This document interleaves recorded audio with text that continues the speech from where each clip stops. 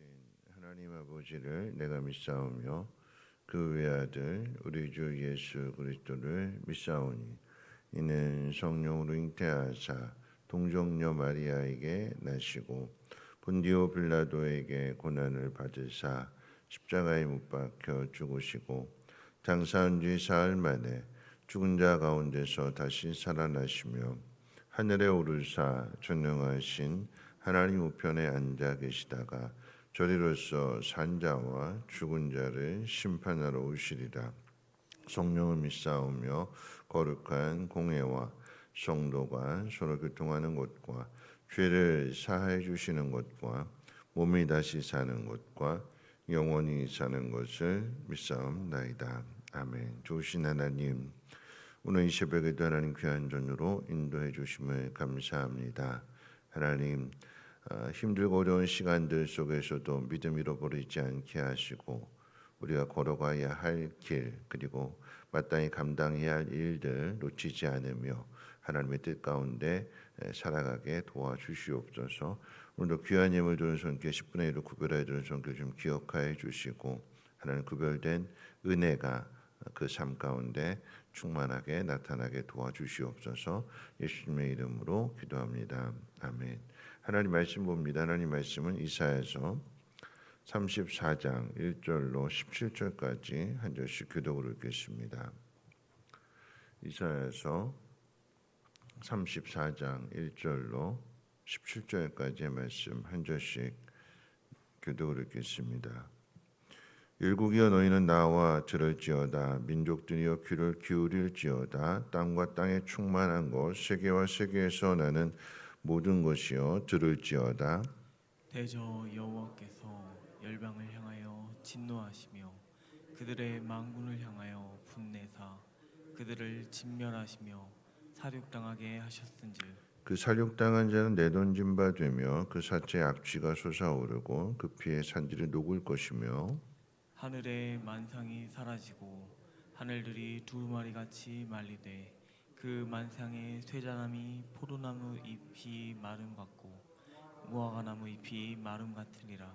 여호와의 칼이 하늘에서 족하게 마셨은즉 보라 이것이 에돔 위에 내리며 진멸하시기로 한 백성 위에 내려 그를 심판할 것이라. 여호와의 칼이 피 곧 어린 양과 염소의 피에 만족하고 기름 곧 순양의 콩팥 기름으로 윤택하니 이는 여호와를 위한 희생의 보스라에 있고 큰 사륙의 에돔 땅에 있음이라. 들소와 송아지와 수소가 함께 도살장에 내려가니 그들의 땅에 피에 취하며 흙이 그 기름으로 윤택하리라. 이것은 여호와께서 보복하시는 날이요 시온의 송사를 위하여 신원하시는 해라. 에돔의 시내들은 변하여 욕청이 되고 그 티끌은 유황이 되고 그 땅은 불붙는 욕청이 되며 낮에나 밤에나 꺼지지 아니하고 그 연기가 끊임없이 떠오를 것이며 세세에 황무하여 그리로 지나갈 자가 영영이 없겠고 당아시와 고슴도치가 그 땅을 차지하며 부엉이와 까마귀가 거기에 살 것이라. 여호와께서 그 위에 혼란의 줄과 공허의 줄을 들이우실 것인즉 그들이 국가를 이으려 하여 귀인들을 부르되 아무도 없겠고 그 모든 방백도 없게 될 것이요 그 궁궐에는 가시나무가 나며 그 견고한 성에는 엉겅퀴와 새품이 자라서 승냥이와 굴과 타조의 처소가 될 것이니 들짐승이 이리와 만나며 숫염소가 그 동류를 부르며 올빼미가 거기에 살면서 쉬는 처소로 삼으며 부엉이가 거기에 깃들이고 알을 낳아 까서 그 그늘에 모으며 솔개들도 각각 제 짝과 함께 거기에 모이리라. 너희는 여호와의 책에서 찾아 읽어보라. 이것들 가운데서 빠진 것이 하나도 없고 제 짝이 없는 것이 없으리니 이는 여호와의 입이 이를 명령하셨고 그의 영이 이것들을 모으셨음이라. 여호와께서 그것들을 위하여 제비를 뽑으시며 그의 손으로 줄을 띄어 그 땅을 그것들에게 나누어 주셨으니 그들이 영원히 차지하며 대대로 거기에 살리라. 아멘. 네, 오늘 이 이사야서 34장의 말씀은 에돔에 대한 심판을 이야기하는데 단지 에돔만의 심판이 아니라 에돔을 대표로 해서 열방, 세상에 있는 모든 사람들이 에돔 같으면 망하게 된다라고 하는 것을 경고해 주시는 말씀입니다. 에돔은 우리가 알고 있는 것처럼 이삭의 쌍둥이 아들이고 야곱에게 있어서는 형이 되는 거죠. 그 에서의 후손이 곧 에돔입니다. 혈통적으로 따진다면 이스라엘에게 있어서 야곱에게 있어서 형제인 것처럼 형제 나라라고도 할 수가 있습니다. 그런데 이 형제가 위기에 빠졌을 때 도와주기는커녕 오히려 가장 잔인한 대적이 되었습니다. 이스라엘이 40년 그 광야의 길 그 막바지에 이르게 되었을 때 이제 민수기 20장에 보면 모압으로 가게 되는 가나안 땅으로 가게 되는 가장 빠른 길 왕의 대로를 좀 지나가게 해달라고 정중하게 요청을 했어요. 그런데 거절합니다. 군대를 이끌고 와서 그 길을 가로막고 이 땅을 지나가면 죽이겠다고 공격하겠다고 엄포를 놓습니다. 그래서 이스라엘 백성은 형제 나라와 부딪힐 수가 없기에 이제 그 먼 길로 돌아가야만 했습니다. 단지 이뿐만이 아니라 오바댜서 1장에 보면 유다가 이제 바벨론에 의해서 망하게 될 때 예루살렘이 무너지게 되고 함락되고 성전도 무너지게 되고 이런 과정을 겪게 될 때에 그 바벨론에 의해서 잔인하게 이제 살육을 당하는 거잖아요. 거기 도망치는 사람들, 예루살렘을 빠져서 도망치는 사람들, 이 에돔이 와서 도와주기는커녕 지켜주고 보호해주기는커녕 오히려 도망치는 그 유다 사람들을 잡아다가 바벨론에다가 넘깁니다. 그러니까 마치 일본의 앞잡이처럼 이게 바로 형제 나라가 그렇게 했다라고 하는 거죠. 우리가 살아가면서 남도 이렇게 하면 안 되는데 형제에게 만약 이런 일들을 당했다고 하면 그러면 그 마음이 어떨까요? 내가 지금 바벨론이 쳐들어와서 내 삶이 지금 이렇게 힘들어졌고 어려워졌고 하니까 그럼 나를 좀 도와주겠지. 형제에 대한 기대를 갖는데 근데 그 형제가 그 도움을 요청하는 것을 외면하고 오히려 잡아다가 넘긴다라고 했을 때에 그 마음이 어떠했을까요? 이 모습 속에서 우리가 좀 기억해야 되는 것은 뭐냐면 에돔이 이와 같은 악한 일을 저질렀을 때 하나님이 내 이놈 네가 어떻게 그렇게 형제에 대해서 그렇게 할 수 있느냐 하시면서 이 악한 일을 행하는 에돔을 심판하지 않으셨다는 사실입니다. 그 당장의 그 일로 인해서 하나님이 심판하지를 않으셨어요. 오히려 그들은 이 에돔은 여전히 높은 데 살고 바이옷의 그 속에서 풍요를 누리며 살았습니다. 그런데 기억해야 되는 것은 즉각적인 심판이 없다고 해서 죄가 사라지는 건 아니죠. 이 죄인은요, 죄를 범하게 되면 내가 죄를 저질렀네, 잘못했네, 내가 이러면 안 되는데 하고 깨닫고 돌이키는 게 아니라 하나님이 그대로 내버려 두시면 그 죄인은 더 많은 죄를 지는 거예요. 왜냐하면 그 마음이 이미 완악해졌죠. 마음이 굳어졌잖아요. 굳어진 마음 속에 하나님 말씀이 들어갈 리도 없는 거고 그러면 행하는 것이 에돔이 행하는 것이 계속 악한 일을 행하는 거고 계속 그 교만함 나는 안전하다 그 누구도 나를 건드리지 않는다 하는 교만함에 빠져서 더 큰 심판을 당하게 되는 거죠. 오늘 하나님 뭐라고 말씀하시냐면 그 에돔은 망하게 될 것이고 그 땅은 불바다가 될 거다 이렇게 말씀하셔요. 한번 불바다가 모든 걸 다 쓸어 가고 난 뒤에는 거기에 들짐승들이 살게 될 것을 말씀하셔요. 하나님의 심판이 하나님 말씀하신 대로 오늘 본문은 분명하게 이야기합니다. 뒤에 가서도 말씀을 하겠지만 제 짝이 있다라고 했어요. 제 짝이. 제 짝이 뭐냐면 하나님 말씀하신 것, 약속하신 것, 짝이 뭐예요? 그럼 현실 속에서 이루어진다는 거예요. 신발이 두 짝이 있는데 하나만 있고 하나는 안 보이지 않는, 그게 아니라 신발 한 짝이 있다면 반드시 한 짝이 와야 그래야 한 짝이 되는 거잖아요. 짝이란 말은 그런 말이잖아요. 오늘 심판당하지 않는다고 해서 영원히 평안할 거다? 성경은 아니라고 이야기합니다. 하나님 경고하셨다면 돌이키지 않았고 회개하지 않았을 때에 그 심판이 그대로 임한다는 얘기예요. 반대로 이스라엘을 한번 생각해 봅니다. 여러분, 이스라엘은 에돔의 방해 때문에 돌아가야만 했어요. 험한 길을 가야만 했습니다. 그 과정에서 백성들의 마음이 몹시 상했어요. 길도 길이지만 여러분, 우리가 정말 힘든 건 뭐냐면 마음이 힘든 거잖아요. 그냥 육체적인 힘든 거는 하룻밤 푹 자고 나면 풀어지는데 이 마음이 힘든 건요 계속 남아있어요. 자도 풀어지지 않아요. 그 문제가 해결되지 않아요. 누구한테 당한 거래요? 형제한테 당한 거예요. 왕래가 있었던 형제는 아니에요. 에돔과 이스라엘 민족은 애굽에서 종살이를 하고 있었고 야곱과 에서가 헤어진 이후로 왕래가 있었던 건 아니에요. 근데 왕래가 없었다고 해서 이 혈통이 부정되는 건 아니잖아요. 형제의 나라 맞아요. 이삭의 두 아들 맞아요. 그래서 부탁한 거였어요. 근데 외면합니다. 안 도와줘요. 거기에 대한 속상함이 더 크겠죠.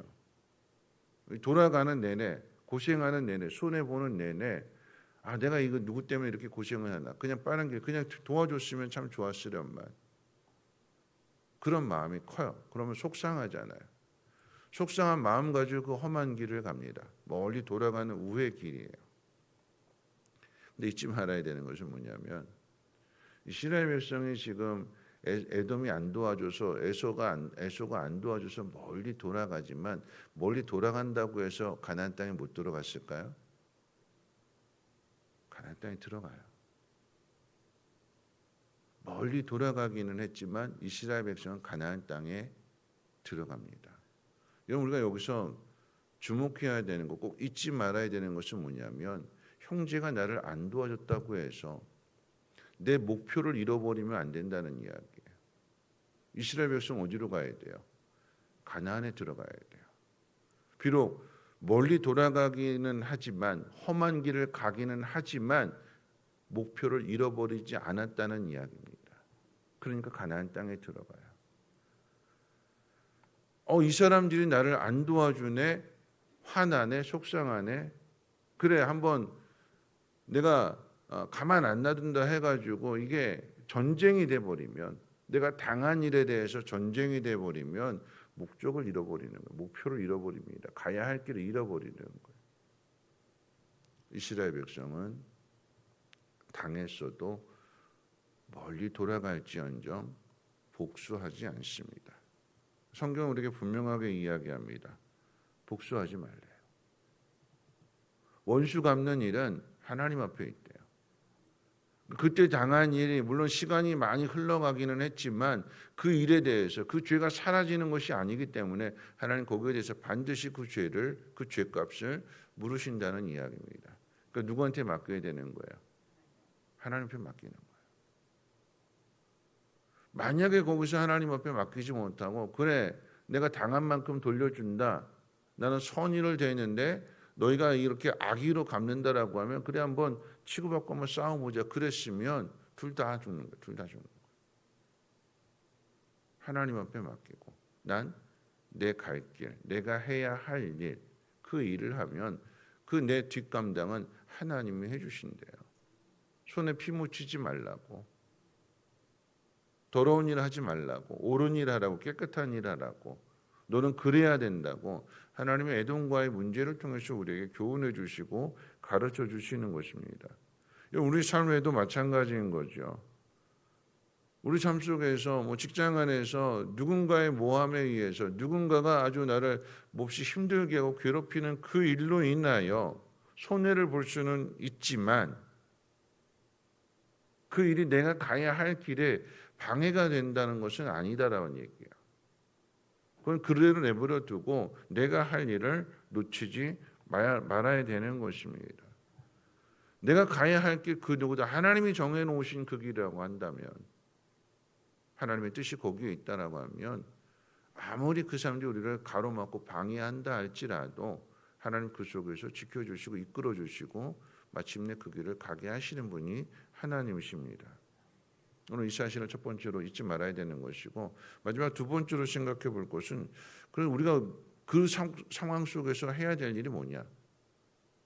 말씀이죠. 하나님 말씀. 오늘 16절 같이 한번 읽어볼까요? 16절 함께 읽어봅니다. 시작.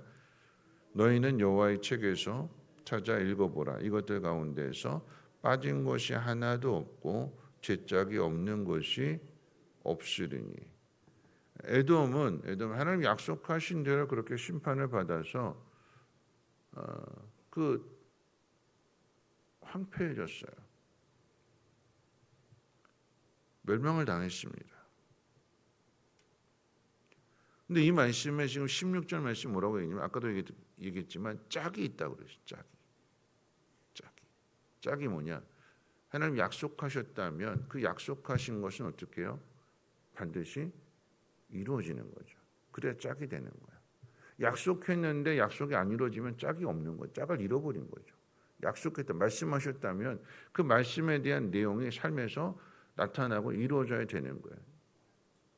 오늘 그 이야기하는 겁니다. 하나님 약속하셨다면, 하나님 말씀하셨다면 우리가 해야 될 일은 그 말씀을 붙들고 살아가는 거예요. 왜? 짝이 있다고 그랬으니까. 현실에서 반드시 이루어지는 것을 우리의 믿음을 통해서, 삶을 통해서 드러내고 나타내야 될 사명이 우리에게 있는 겁니다. 그런 의미에서 생각해 본다면, 여러분 우리 삶 속에 힘든 일이 있잖아요. 낙심이 될 만한 일들, 누군가 나를 괴롭히는 일, 오늘 본문으로 이해한다면 그건 당연한 거고, 그런 일들이 당연히 있어요. 그뿐만 아니라 또 삶에서 듣게 되는 여러 가지 낙심이 될 만한 이야기들, 병원 진료를 갔는데 예상치 못하게 큰 병 진단을 받습니다. 그럼 그럴 때 우리 마음속에 두려움이 있는 거죠. 미래에 대한, 지금 사회가 혼란하고 점점 물가는 점점 올라가고 있고, 그런 상황 속에서 미래에 대한 근심과 불안이 많습니다. 그럴 때에 하나님이 짝이라고 말씀하셨다고 하면, 하나님의 날에 악한 자들 심판을 받는다면 그 반대 짝은 뭘까요? 의인은 구원을 받는다. 하나님 백성을 괴롭힌 사람들은, 하나님 백성을 힘들게 하고 그 길을 가로막고 억울한 일들을 만들어 놓은 그 사람들은 심판을 받는다면, 반대로 생각했을 때에 그러면 그 속에 억울한 일을 당한 사람은 어떻게 된다고요? 하나님이 구원해 주신다고요. 그걸 어디서 확신해야 될까요? 하나님 말씀. 그러니까 우리가 힘들 때, 속상할 때, 괴로울 때, 마음 아플 때, 답답할 때 해야 될 일은 뭐라고요? 말씀을 읽는 거예요. 여호와의 책을 펴놓고 하나님 말씀을 통해서 위로를 얻고, 이 말씀이 억울한 일을 당했을 때, 힘든 일을 만났을 때 이 말씀이 우리가 위로가 되고 소망이 되는 거예요.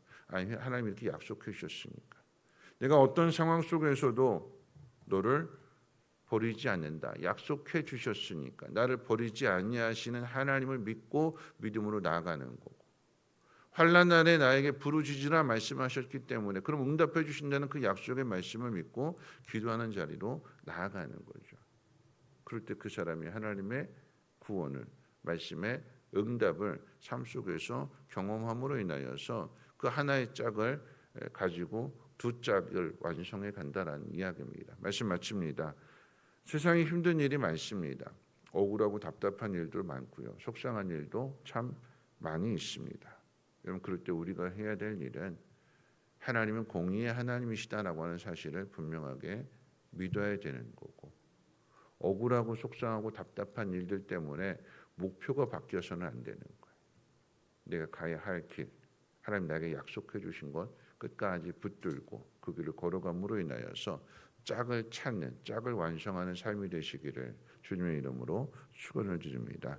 우리 찬송가 267장 1절과 2절과 5절 부르겠습니다.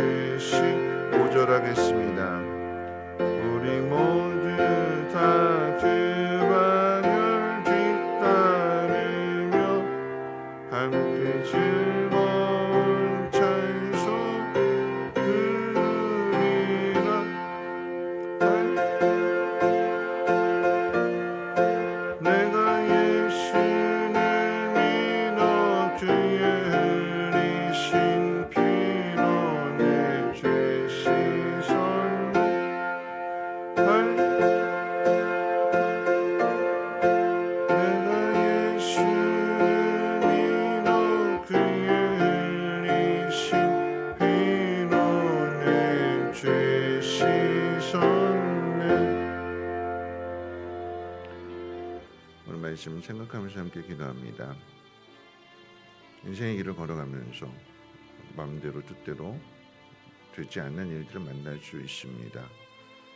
기대했는데 기대한 일들이 이루어지지 않고요. 그 기대한 일들 가운데 형제니까 도와주기를 바랬는데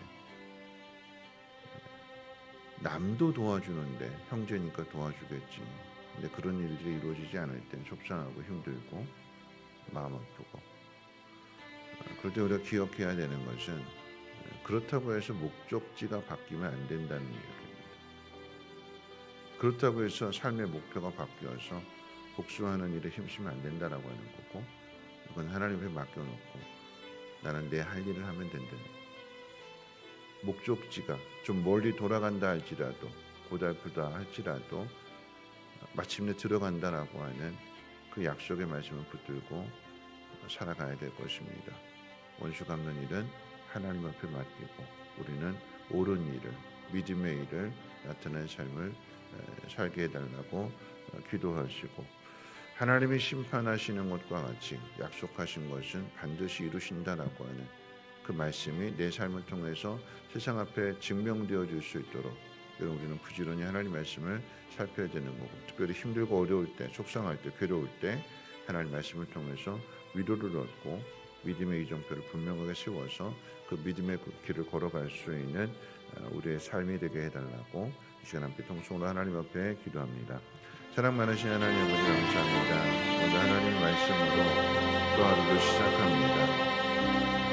혹시라도 우리 마음 가운데 낙심이 되고 화가 나고 속상하고 그런 마음 가지고 새벽에 찾아왔다면, 하나님 오늘 말씀이 우리로 하여금 잘못된 길을 걸어가지 않고 올바른 길을 걸어갈 수 있는 인생의 나침반이 되게 도와주시옵소서. 어두운 마음을 밝혀주는 빛의 말씀이 되게 도와주시고